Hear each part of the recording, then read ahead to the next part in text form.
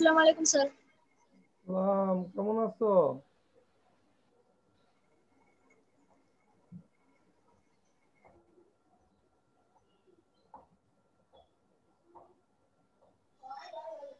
আসসালামু আলাইকুম sir. Video on করো, ভিডিও অন করো, ভিডিও অন করো। কেমন আছো তোমরা? স্যার ভালো আছি স্যার, আপনি ভালো আছেন? আলহামদুলিল্লাহ। লেখাপড়া কেমন চলতেছে? এই তো স্যার। তাই ক্লাসে উপস্থিতির সংখ্যা কি বাড়বে না আরো একটু, না এরকমই চলবে? আসসালামু আলাইকুম স্যার। ওয়ালাইকুম আসসালাম। কেমন আছো? ভালো স্যার, আপনি কেমন আছেন? আলহামদুলিল্লাহ আলহামদুলিল্লাহ। লেখাপড়া কিভাবে চলছে? স্যার মোটামুটি। তাই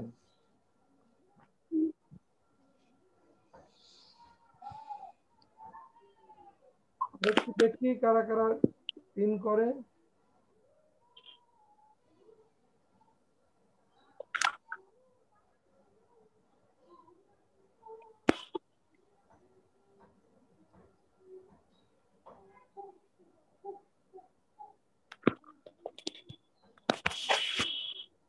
গত ক্লাসে কতজন উপস্থিতি ছিল?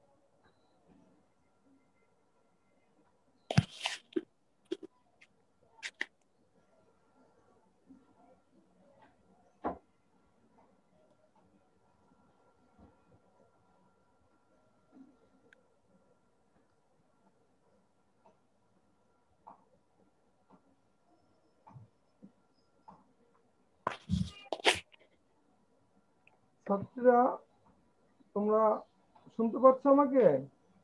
জি স্যার, জি শুনতে স্যার। পাচ্ছি। আসসালামু জি স্যার। আলাইকুম। আমরা আজ বিবিএ অনার্স প্রথম বর্ষের ব্যবস্থাপনা বিষয়ের প্রিন্সিপালস অফ ম্যানেজমেন্ট বা ব্যবস্থাপনার নীতিমালা বিষয়ের উপর আলোচনা করব। তোমরা নিশ্চয়ই অবগত আছো, ইতিমধ্যে আমাদের এই কোর্স আলোচনা শেষ হয়ে গেছে। যারা রেগুলার ক্লাস করছো তারা জানো যে সব অধ্যায়গুলো আমাদের ইতিপূর্বে শেষ হয়ে গেছে। তোমরা টেস্ট পরীক্ষার জন্য অপেক্ষমান ছিলা, কিন্তু অনেক ছাত্রীদের আহ্বানে আমরা আবার প্রিন্সিপাল অফ ম্যানেজমেন্ট বা ব্যবস্থাপনার নীতিমালা রুটিনে দিয়েছি। হলো আমরা পরীক্ষা নেব তোমাদের। সে পরীক্ষাটা 20 মার্কের হবে অনলাইনে এবং 80 মার্কের হবে অ্যাসাইনমেন্ট হিসাবে। যে যে কোর্স টিচার যে অংশ পড়ান তারা ওই অংশের উপরে অ্যাসাইনমেন্ট আকারে প্রশ্ন দিবে, তারা আমাকে আগে প্রশ্ন দিবে, সে প্রশ্নের উপর ভিত্তি করে আমি আমি একটা নির্দিষ্ট নোটিশ দিয়ে দেবো।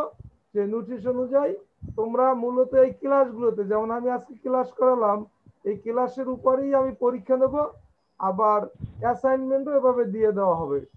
এই বিষয়টা কেমন হবে তোমাদের দৃষ্টিতে, কেমন হবে এই সিস্টেম পরীক্ষা নিলে? মেয়েরা বলো। হ্যালো মেয়েরা, আমাকে শুনতে পাচ্ছ? আনিকা? স্যার ভালো হবে স্যার, শুনতে পাচ্ছি। হ্যাঁ, স্যার সবাইকে জিজ্ঞাসা করেন, সবাইকে মতামত দেন। আমরা স্যার আপনার কথা খুব আস্তে আসতেছে, বুঝতে পারতেছি না। আমার কথা আস্তে আসতেছে? জি স্যার, আস্তে আসতেছে। আমি বলছি আমাদের প্রথম বর্ষের ক্লাস, বিভিন্ন কোর্সের ক্লাস ইতিপূর্বেই ক্লাসে শেষ হয়ে গেছে, মার্চ মাসের পূর্বেই শেষ হয়ে গেছিল। এই জন্য আমরা অনলাইন ক্লাসে প্রথম বর্ষের আর বিশেষ করে মাস্টার্স প্রথম বর্ষের এই দুইটা ক্লাস আমরা ইতিপূর্বে দেইনি। কিন্তু গত মাস থেকে আমরা রুটিন দিয়ে যাচ্ছি এজন্য, এই উদ্দেশ্যে যে তোমাদের পরীক্ষা নিতে হবে। পরীক্ষার পদ্ধতিটা হবে দুই ধরনের, একটা হবে অনলাইন পদ্ধতি আর একটা হবে অ্যাসাইনমেন্ট আকারে। সেজন্য আমি বিভিন্ন কোর্স টিচারদের দায়িত্ব দিয়ে, সাধারণত তোমরা যারা অনার্স প্রথম বর্ষের আছো তাদেরকে জনাব ফারজানা হক হামিদি ম্যাডামকে তোমাদের দায়িত্ব দেওয়া হয়েছে। উনি তোমাদের উনি তোমাদের ক্লাস টিচার হিসাবে দায়িত্ব পালন করবেন এবং তোমাদের গ্রুপে উনি তোমাদেরকে বিভিন্ন দিক নির্দেশনা দিয়ে থাকে। আমি ওনার মাধ্যমে তোমাদেরকে একটা নোটিশও দিয়েছি, যে নোটিশে পরীক্ষার কথা বলেছি এবং পরীক্ষার পূর্বে যে যতটুকু পারো অর্থ পরিশোধ করবা, বেতন পরিশোধ করবা, কারণ বেতন পরিশোধ না করলে ফর্ম ফিল আপের সময় তোমরা একটা সমস্যায় পড়ে যাবে। এবং আমাদের জাতীয় বিশ্ববিদ্যালয় বিসি মহোদয় পরিষ্কার বলেছেন যে পরিস্থিতি কিছুটা স্বাভাবিক হলে একটার পর একটা পরীক্ষা আমরা গ্রহণ করব। এই জন্য প্রত্যেক ছাত্রছাত্রীকে পরীক্ষার জন্য প্রস্তুতি নিতে হবে, সেটা স্যারদের সাথে সমন্বয় করে। তারপর প্রত্যেক প্রতিষ্ঠান নিজস্ব ব্যবস্থাপনায় কিছু ক্লাস গ্রহণ করতেছে এবং সার্বিকভাবে জাতীয় বিশ্ববিদ্যালয় অ্যাপস এর মাধ্যমে বিভিন্ন ক্লাস দিয়ে যাচ্ছে। তোমরা আমাদের এই ক্লাস থেকে যেমন সুবিধা পাবে, তেমনি করে জাতীয় বিশ্ববিদ্যালয়ের অ্যাপসে ঢুকেও তোমরা অনলাইন ক্লাস সেখান থেকে যে কোর্সের প্রয়োজন সেটা দেখতে পারো। এই সুবিধা আমাদের মাননীয় বিসি মহোদয় আর অধিভুক্ত কলেজগুলোর জন্য করে দিয়েছেন। আর আমরা এই পরীক্ষাকে সামনে রেখে তোমাদের যাদের ক্লাস আগে স্থগিত করেছিলাম সেই ক্লাসও পুনরায় চালু করেছি, এই উদ্দেশ্যে যে আমাদের পরীক্ষা নিতে হবে। আমাদের কলেজের সম্মানিত গভর্নিং বডির চেয়ারম্যান মহোদয় বলেছেন যে অনলাইনে এবং অফলাইনে পরীক্ষা নিতে হবে। অনলাইনে আমরা 20 মার্কের তোমাদের পরীক্ষা নেব, আর অফলাইনে অ্যাসাইনমেন্ট আকারে প্রত্যেক কোর্স টিচার নিজস্ব তত্ত্বাবধানে 80 মার্কের পরীক্ষা নেবে। এই পরীক্ষাটা আমরা অতি শীঘ্রই তোমাদের শিডিউল জানিয়ে দেব। শিডিউল জানাতে পারি না এজন্য যে আমরা বেতন পরিশোধের জন্য তোমাদেরকে এখন পর্যন্ত বলে যাচ্ছি, এবং তোমরা যে স্বল্প পরিসরে কলেজে এসে যেভাবে দিতেছো আর অনেক মেয়েরাই দিচ্ছ, তারপরও যারা দূরে আছো তাদের সুবিধার জন্য আমরা বিকাশ অ্যাকাউন্ট করতেছি। বিকাশ অ্যাকাউন্ট নাম্বারও হয়তো তোমাদের 2-1 দিনের মধ্যে আমরা এই গ্রুপেই দিয়ে দেবো। তোমাদের ম্যানেজমেন্ট ফার্স্ট ইয়ারের যে গ্রুপ আছে তোমাদের দিয়ে দেবো। শুধু তোমাদেরই না, আমরা আমাদের প্রতি ইয়ারের সাথেই একটি গ্রুপ আছে, এই গ্রুপে আমরা দিয়ে দেব। এই উদ্দেশ্য নিয়ে আমরা সামনে অগ্রসর হচ্ছি। এখন আমি তোমাদের ব্যবস্থাপনার নীতিমালার মধ্যে আজকে প্রথম অধ্যায় নিয়ে আলোচনা করব।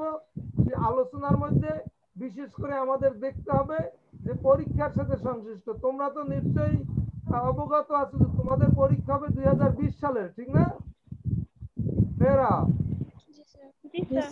তোমাদের পরীক্ষা হবে 2020 সালের।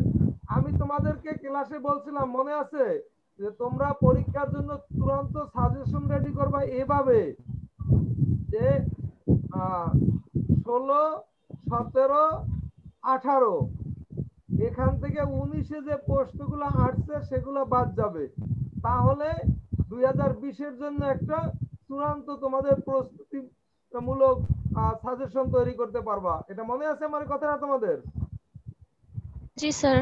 হ্যাঁ, যদি মনে থাকে তাহলে আমি বিশ্বাস করি তোমরা প্রত্যেকেই এই সাজেশন তৈরি করেছো, এবং তার উপরে আমি তোমাদেরকে উদাত্ত আহ্বান জানাবো, তোমরা এই সাজেশন তৈরি করার পর তোমাদের কি ধরনের অসুবিধা আছে, কোথায় তোমাদের সমস্যা আছে, কোন চ্যাপ্টারের কোন প্রশ্ন বুঝতেছো না, এরকম যদি তোমরা নির্দিষ্ট করে, আমি যদি ছাত্র হই আর তোমরা শিক্ষক হয়ে যাও এই কয়দিন, যেহেতু ক্লাসগুলো এখন পুনঃ আলোচনা, তাইলে মনে হয় জিনিসটা সুন্দর হবে।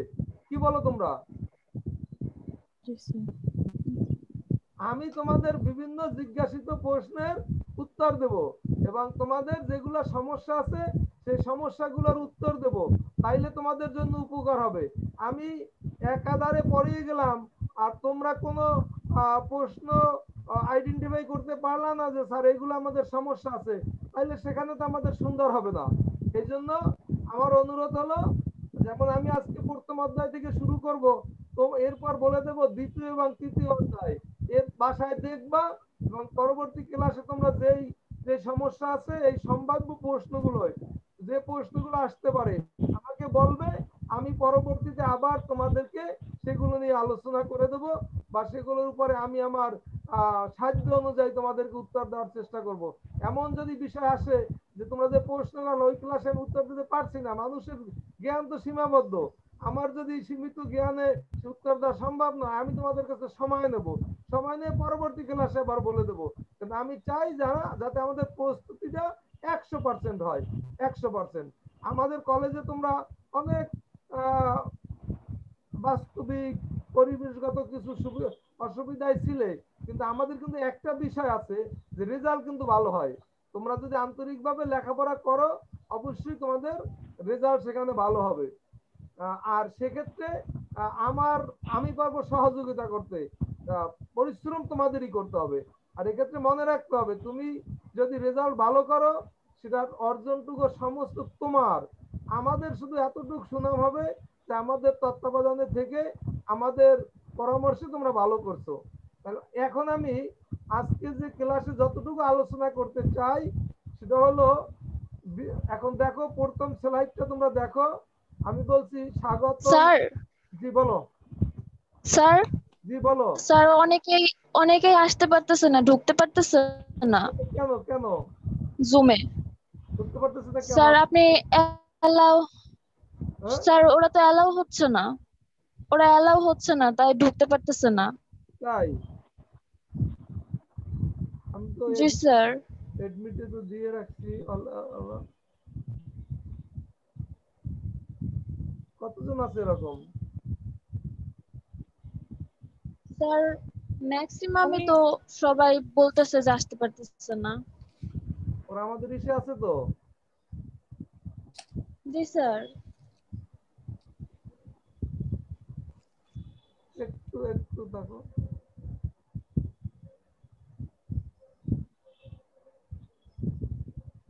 আগে বলবা না কেন? আগে বললে তো আরো সুবিধা হতো না?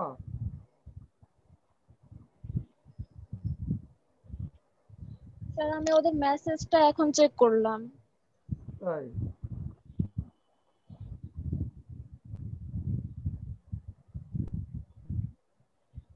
অলরেডি কিন্তু ওয়েটিং এ আছে, অনেকে মেয়েরা ঢুকতে পারতেছো না, ওয়েটিং রুমে আছো, দেখতেছি আমি দেখতেছি।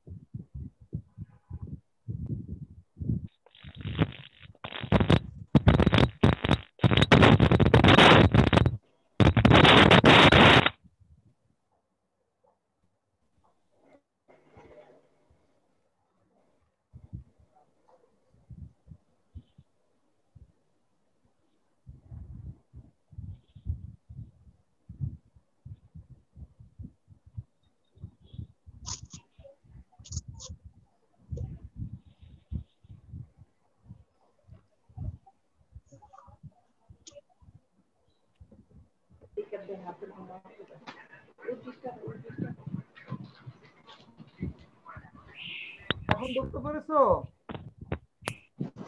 জি স্যার। সবাই জি স্যার, জি স্যার। এতক্ষণ মানে হচ্ছিল না, এখন হচ্ছে।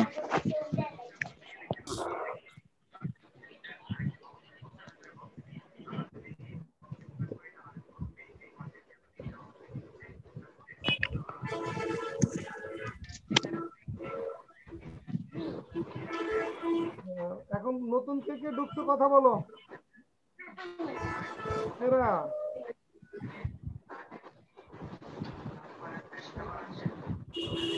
আসসালামু আলাইকুম স্যার।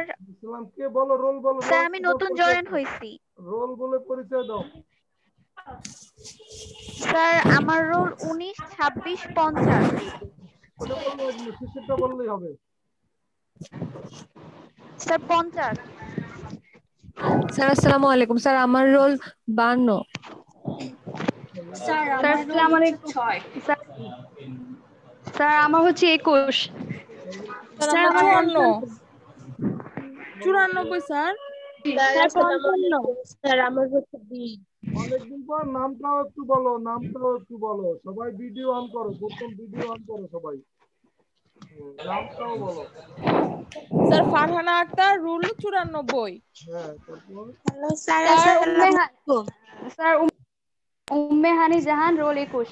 হ্যাঁ, এরপর স্যার স্যার আমার সুমাইয়া আক্তার, বিনতি। 52। Sir Razia Sultana Himu, 55।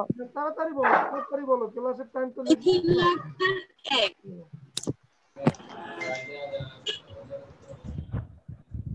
Sir Parul Akter, 16। Thank you, তোমাদের সবাইকে ধন্যবাদ। কারণ ক্লাসের নির্দিষ্ট টাইম আমরা অনেকটা পার করে ফেলছি এরকম কথা বলে। এখন তোমরা যারা আজকে ক্লাসে অংশগ্রহণ করছো তোমাদের অসংখ্য ধন্যবাদ। আমি আমি এখন স্লাইড দেখাচ্ছি। কিন্তু আমরা বলছি, আমি আগে একটা কথা বলে নাই তোমাদের সবাইকে, সেটা হলো আমরা এই ক্লাস আলোচনা করতে পূর্ণ আলোচনা। এই কোর্স ইতিপূর্বে ক্লাসে আমাদের সরাসরি ক্লাসে আলোচনা হয়ে গেছে। এই থেকে তোমরা 16, 17, 18, সেখান থেকে 19-এ যে প্রশ্নগুলো আসছে সেগুলো বাদ যাবে, গিয়ে আমাদের একটা চূড়ান্ত প্রস্তুতিমূলক সাজেশন তৈরি করতে হবে। তার উপর আমরা ক্লাস ই করবো, প্রস্তুতি নেব। সে অনুযায়ী হয়তো আমি বিশ্বাস করি ইতিমধ্যে তোমরা করেছো। যাই হোক, আমি আজকে প্রথম অধ্যায় নিয়ে কথা বলবো, যেমন হলো ব্যবস্থাপনার নীতিমালা বিষয় কোড। তোমরা জানো, স্লাইডে দেখতে, স্লাইড সবাই দেখতে পারতেছো? জি স্যার। জি স্যার। আসো, জি স্যার। এরপর আমার পরিস্থিতি তো আর দরকার নাই, তোমরা নিশ্চয়ই জানো। এরপর আমি একটু শুধু আলোচনার খাতিরে না, এটা শুধু তোমাদের বলার এর জন্য বলে দিচ্ছি, মনে করিয়ে দেওয়ার জন্য। যেমন পিছের বিষয়গুলো যাতে তোমাদের একটু ইসে চলে আসে, এজন্য। যেমন ধারণা বলতে গিয়ে আমি তো এইভাবে উপস্থাপন করিয়েছি যে অন্যকে দিয়ে কাজ করিয়ে নেওয়ার প্রক্রিয়াকে সাধারণ অর্থে ব্যবস্থাপনা বলে। এটা তো আমরা ব্যবস্থাপনার সঙ্গে সবাই জানি না। অন্যকে দিয়ে কাজ করিয়ে নেওয়ার, অন্যকে দিয়ে কোনো কাজ সুষ্ঠুভাবে করিয়ে নেওয়ার কৌশলকে বা প্রক্রিয়াকে ব্যবস্থাপনা বলে। মানুষ যখন সমাজবদ্ধ হয়ে জীবনযাপন করতে শুরু করে, তখন থেকে ব্যবস্থাপনা এক অতি অপরিহার্য বিষয় হিসেবে দেখা দিয়েছে। যে কোনো নিয়মতান্ত্রিক কার্য সম্পাদন এর সকল উপায়, উপাদান ও উপকরণ থাকলেও যোগ্য নেতৃত্বের কোনো বিকল্প নেই।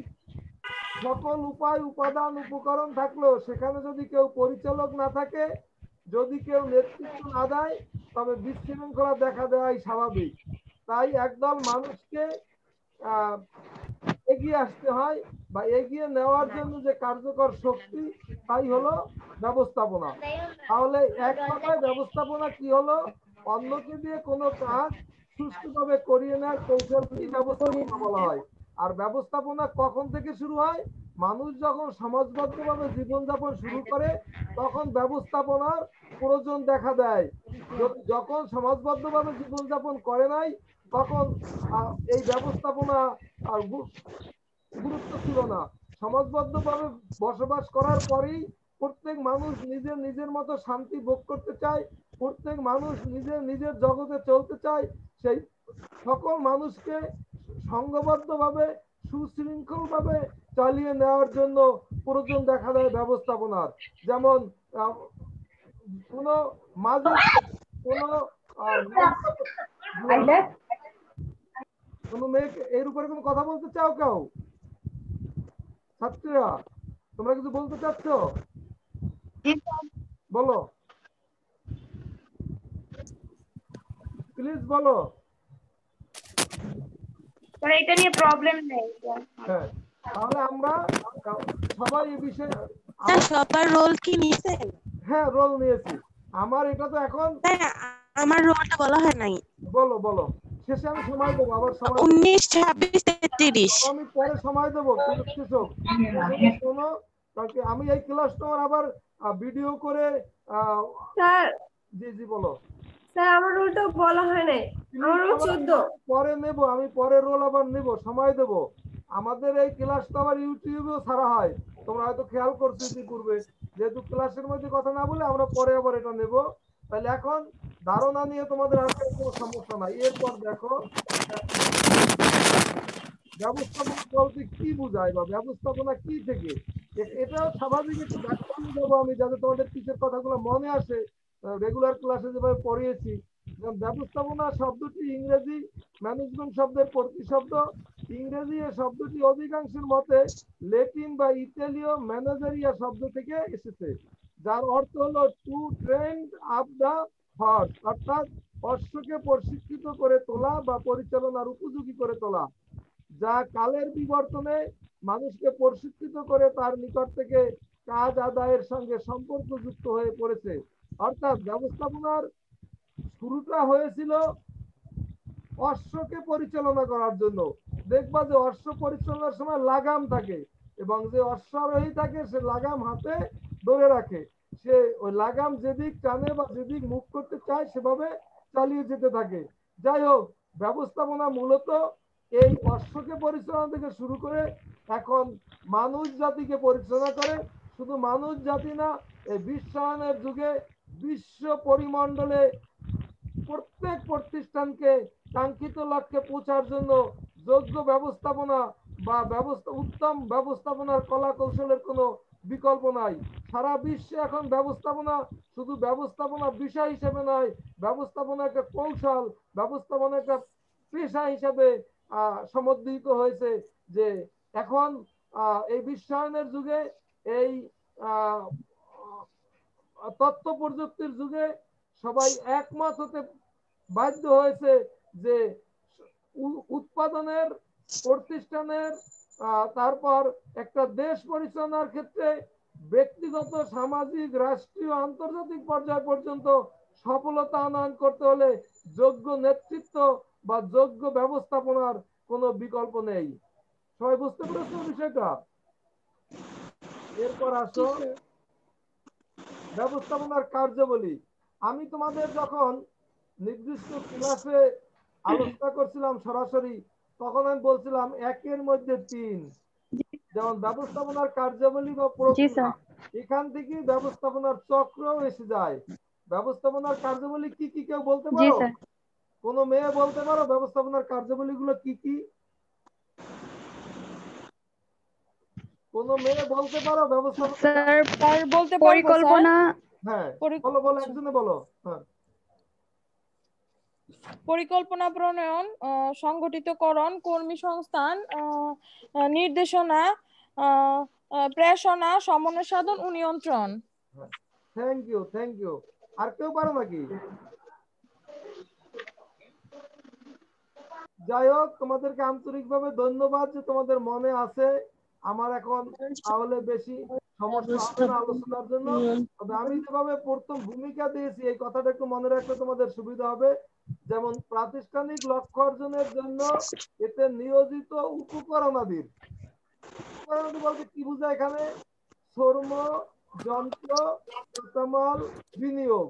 শ্রম, যন্ত্র, কাঁচামাল, বিনিয়োগ।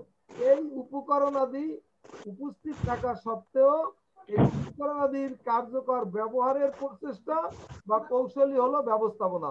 প্রতিষ্ঠানের লক্ষ্য অর্জনের জন্য নিয়োজিত উপকরণাদির কার্যকর ব্যবহারের প্রচেষ্টা বা কৌশলী হলো ব্যবস্থাপনা।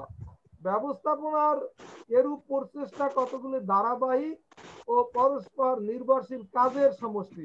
এখানে ধারাবাহিক বলছি, এই ভূমিকাটা কিন্তু মাথায় ঢুকাতে হবে। ধারাবাহিক বা পরস্পর নির্ভরশীল কাজের সমষ্টি, যা ব্যবস্থাপনার কার্যাবলী বা প্রক্রিয়া নামে অভিহিত।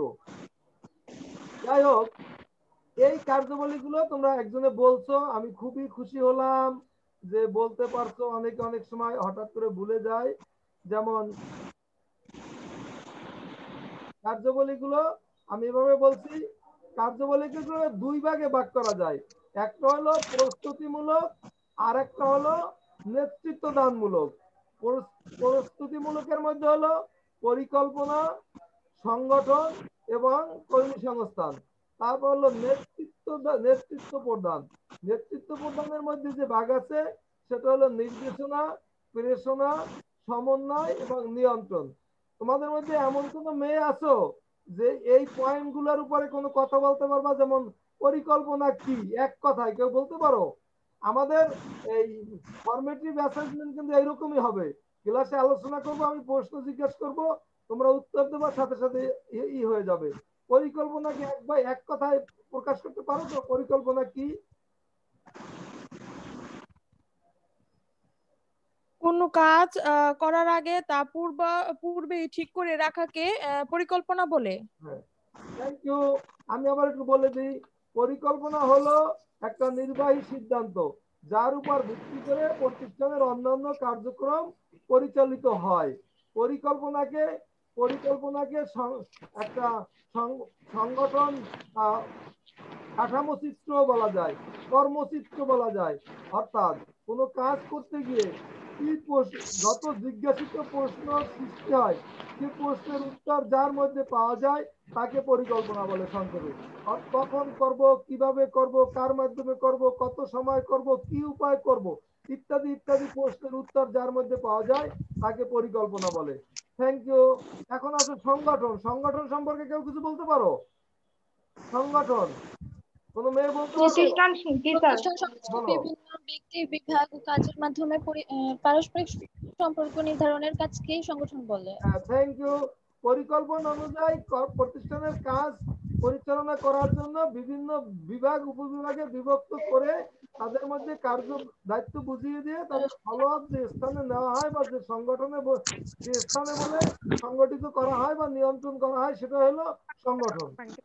তারপর কর্মী সংস্থান কেউ বলতে পারো? কর্মী সংস্থান প্রতিষ্ঠানের জন্য যোগ্য কর্মী সংগ্রহ ও নির্বাচন, নিয়োগ ও স্থাপনা এবং কর্মী উন্নয়ন ও সংরক্ষণের কাজকে কর্মী সংস্থান বলে।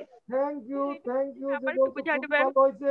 অর্থাৎ একটা প্রতিষ্ঠান পরিচালনার জন্য যে কর্মী নিয়োগ থেকে শুরু করে কর্মীদের মৌলিক যে চাহিদাগুলো তা যার মাধ্যমে পূরণ করা হয়, অর্থাৎ তাদের ভালো কাজের জন্য পদোন্নতি, খারাপ কাজের জন্য তিরস্কার, বেতন ভাতা, বোনাস ইত্যাদি যার মাধ্যমে দেওয়া হয় এবং অদক্ষ কর্মীকে প্রশিক্ষণের মাধ্যমে দক্ষ করে তোলা ইত্যাদি ইত্যাদি সব কর্মী সংস্থানের আওতাভুক্ত পড়ে। তোমরা এখানে একটা জিনিস মনে রাখবা, কর্মী সংগ্রহ এবং কর্মী সংস্থান কিন্তু এক না। কর্মী সংগ্রহ হলো কর্মী জি স্যার। সংস্থান, আর কর্মী সংস্থানের মধ্যে একেবারে কর্মীদের নিয়োগ থেকে শুরু করে তাদের সমস্ত মৌলিক চাহিদা এর মধ্যে পড়ে যাবে। ঠিক আছে। জি স্যার।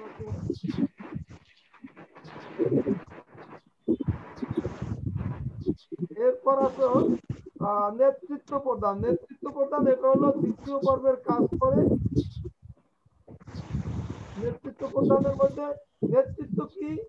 একটা প্রতিষ্ঠানের পরিকল্পনা অনুযায়ী অন্যান্য কাজগুলি সুষ্ঠুভাবে পরিচালিত হইতেছে কিনা এবং এই প্রতিষ্ঠানে যারা কর্মরত আছে তাদেরকে পরিকল্পনা মাফিক পরিচালিত করা যাচ্ছে কিনা ইত্যাদি বিষয় হলো নেতৃত্বের কাজ। নেতৃত্ব একটা গুণাবলী বা একটা কৌশল।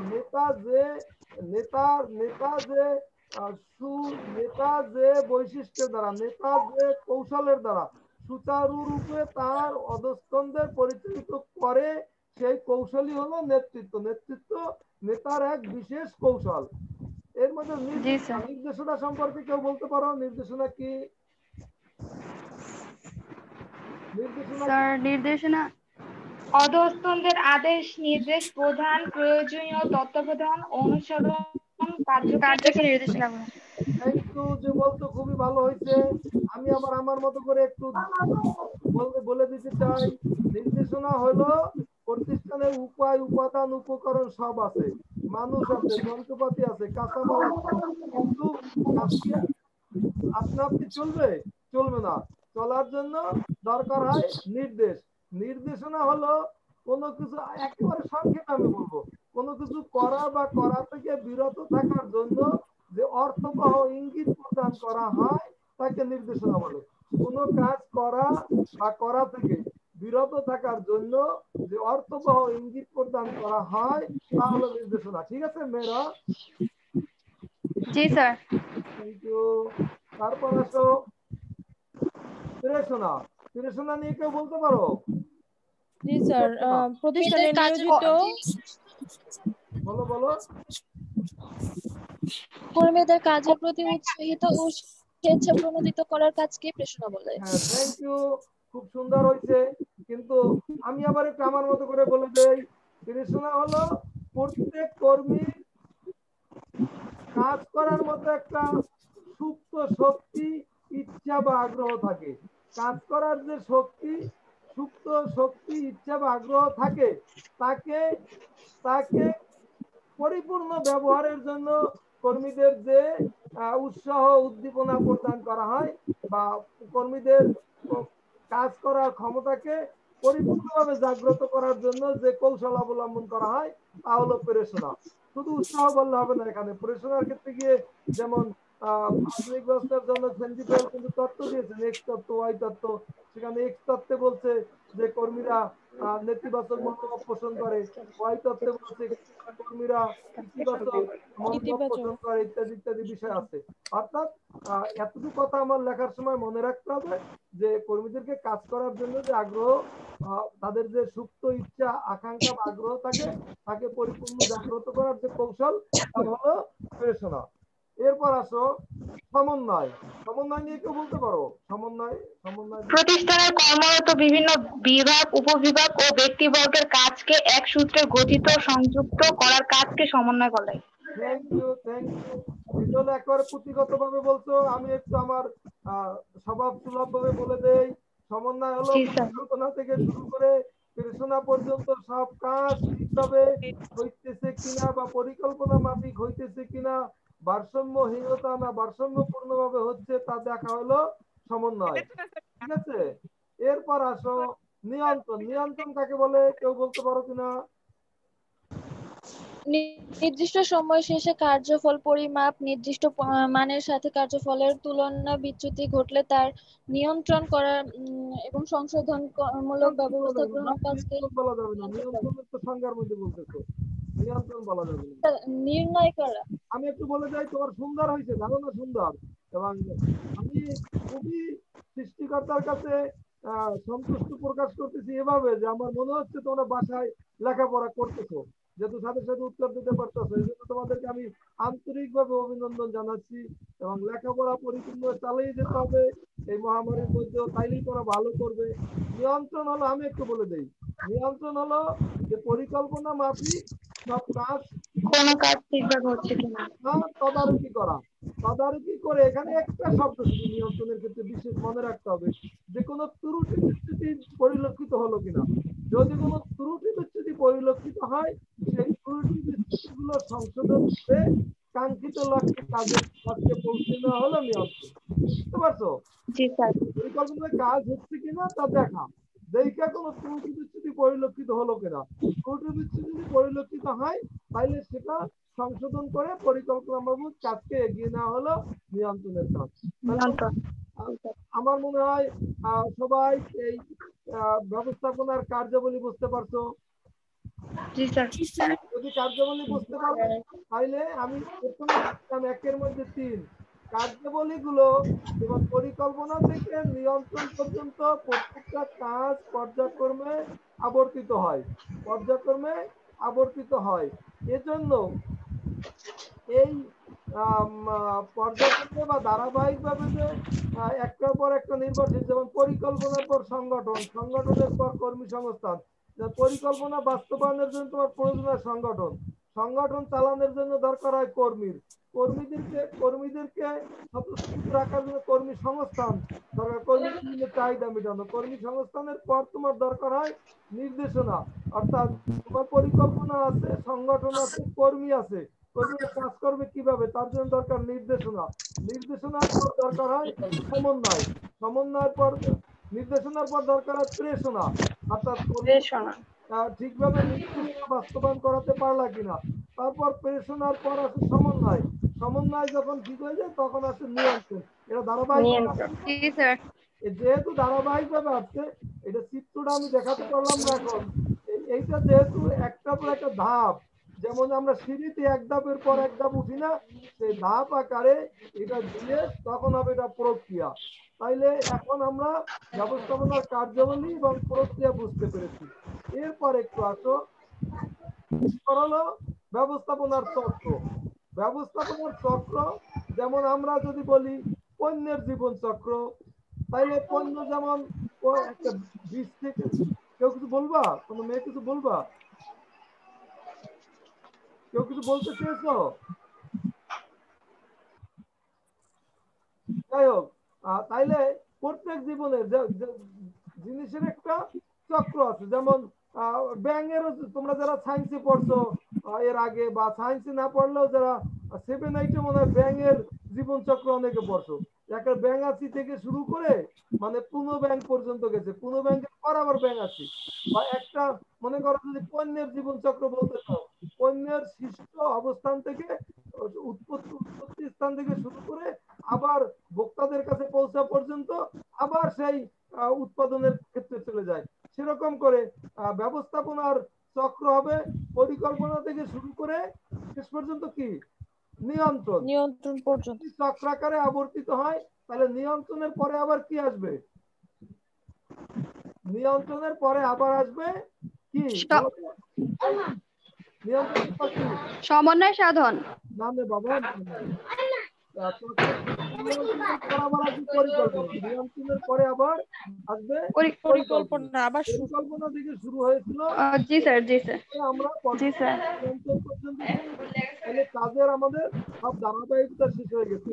এইটা যেহেতু সাইকেললি বা চক্রাকারে যখন আবর্তিত হয় তখন তাকে ব্যবস্থাপনা চক্র বলা হয়।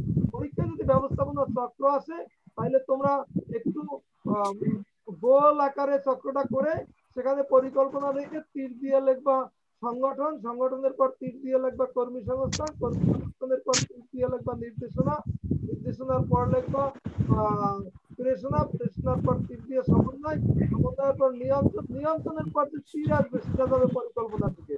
আমি ছাত্রীরা বুঝাতে পেরেছি?